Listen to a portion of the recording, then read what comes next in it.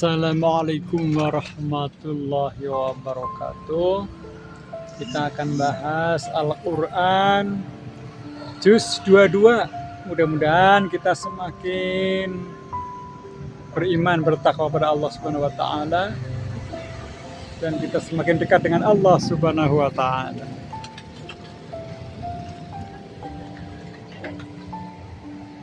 Sifat-sifat orang mukmin dan kewajiban mereka terhadap perintah Rasul. Menurut hukum, anak angkat tidak sama dengan anak kandung. Keharusan mengingat Allah Subhanahu wa Ta'ala.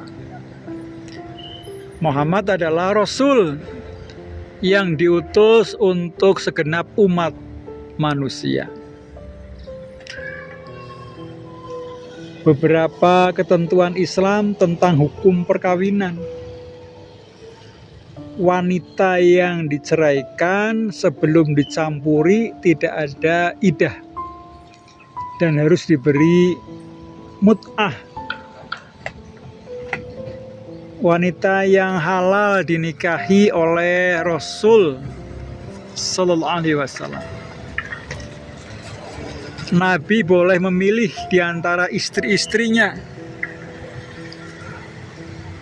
siapa yang akan tetap dipegangnya dan siapa yang akan dilepaskannya. Nabi tidak boleh kawin lagi sesudah ayat ini diturunkan. Adab dan sopan santun dalam rumah tangga Nabi Sallallahu Alaihi Wasallam. Keharusan wanita pakai jilbab bila berada di luar rumah. Ancaman-ancaman terhadap orang-orang munafik dan orang-orang yang membuat kerusuhan di Madinah. Hanya Allah lah yang mengetahui kapan terjadinya hari berbangkit. Ancaman terhadap orang-orang kafir. Takwa kepada Allah membawa perbaikan amal dan ampunan dosa. Segi kezaliman dan kebodohan manusia ialah mau menerima tugas tetapi tidak melaksanakannya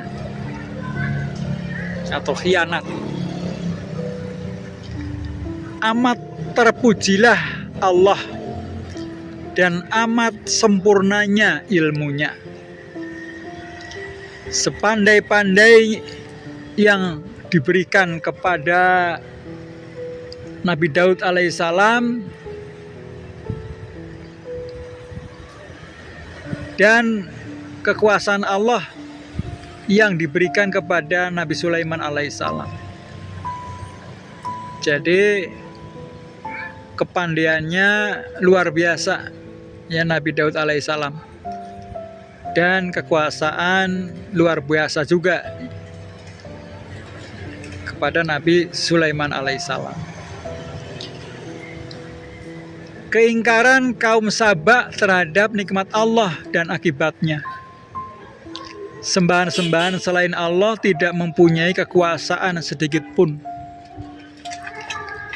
Risalah Muhammad Sallallahu Alaihi Wasallam adalah universal. Keingkaran orang kafir dan keadaan mereka di akhirat. Pernyataan Allah tentang Nabi Muhammad Sallallahu Alaihi Wasallam dan tugas-tugasnya. Allah adalah pencipta, penguasa, dan pemberi rahmat. Janji Allah pasti datang. Orang yang tertipu dengan amalan yang buruk tidaklah sama dengan orang yang tidak tertipu. Segi-segi kekuasaan Allah yang tercermin dalam alam semesta. Hanya Allah lah yang maha kaya dan terpuji. Masing-masing manusia hanya memikul kesalahannya sendiri. Nabi Muhammad pembawa kebenaran. Hanya orang-orang yang berpengetahuanlah yang sebenarnya takut kepada Allah. Hanya orang-orang yang memahami kitab Allah, mendirikan sembahyang dan berinfaklah di jalan Allah, itulah yang mengharap pahala yang kekal. Tingkat-tingkat umat Islam yang menerima Al-Quran, kebenaran Allah, dan tidak berdayanya sembahan-sembahan selain Allah. Anjuran Allah agar mengadakan perlawatan di muka bumi untuk membuktikan kekuasaan Allah Subhanahu wa Ta'ala. Pernyataan dari Allah bahwa Nabi Muhammad SAW itu benar-benar seorang Rasul yang membawa Al-Quran sebagai wahyu dari Allah. Gunanya Al-Quran diturunkan kepada Nabi Muhammad SAW. Kebanyakan orang kafir pasti mendapat azab karena tidak mengindahkan peringatan Allah. Peringatan hanya digunakan bagi orang yang takut kepada Allah. Kisah penduduk sebagai sebuah kota yang harus menjadi pelajaran bagi penduduk Makkah. Itulah Al-Quran, inti-intinya juz 22.